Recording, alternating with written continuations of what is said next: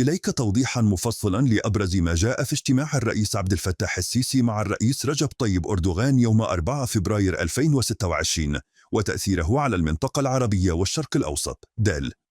أهم تطورات اجتماع السيسي وأردوغان وتأثيره الإقليمي. شروق نيوز. أردوغان: تعاون مصر وتركيا يساهم في تحقيق استقرار المنطقة. توداي عربي 21: ما تداعيات زيارة أردوغان إلى مصر على الاتفاقية التركية الليبية؟ يسترداي. الوطن: قضايا المنطقة على أجندة مصر وتركيا والسعودية. توداي. 1. إعادة دفء العلاقات المصرية التركية. الاجتماع يرمز إلى مرحلة جديدة من التقارب بعد سنوات من التوتر في العلاقات بين القاهرة وأنقرة. السيسي وأردوغان ترأس مجلس التعاون الاستراتيجي رفيع المستوى، ووقع مجموعة من الاتفاقيات في مجالات متعددة: تعاون عسكري، اقتصادي، تجاري وغير ذلك. السيسي وصف الزيارة بأنها فرصة لتعزيز المشاورات الثنائية ودفع التعاون بين البلدين. التأثير الإقليمي. هذا التقارب يمكن أن يغير قواعد اللعبة في الشرق الأوسط بتخفيف حدة الخلافات التاريخية بين دولتين فاعلتين، ما يساعد على استقراء ملفات إقليمية أكثر تعقيدا. 2. أجندة إقليمية: غزة، ليبيا، السودان، إيران.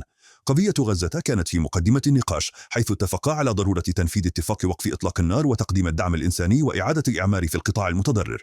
الزعيمان شددا على أهمية التهدئة في السودان ومواصلة الجهود نحو وقف شامل للأعمال القتالية.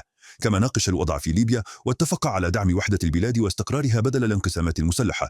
تم التأكيد أيضا على أهمية الحلول الدبلوماسية في التعامل مع التوترات بين إيران والولايات المتحدة.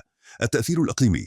التنسيق المصري التركي قد يساعد في دفع جهود وقف التصعيد في النزاعات التي تؤثر على الأمن الإقليمي، خاصة قضية غزة التي تشكل حالة إنسانية وسياسية ملحة.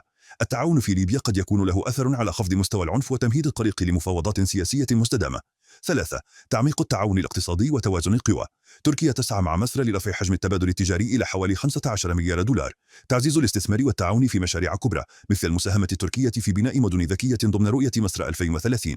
التأثير الإقليمي. تعزيز العلاقات الاقتصادية بين مصر وتركيا قد يؤدي إلى خلق محور اقتصادي قوي في المنطقة يوازن التأثيرات الاقتصادية للدول الكبرى ويساهم في تطوير التكامل الاقتصادي العربي التركي.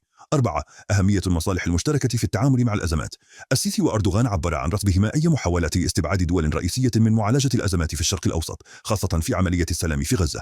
كما أكد على ضرورة عدم تقسيم المنطقة على أسس طائفية أو عرقية، وهو ما يغير من اللغة الدبلوماسية ويقوي من الخطاب السياسي الإقليمي.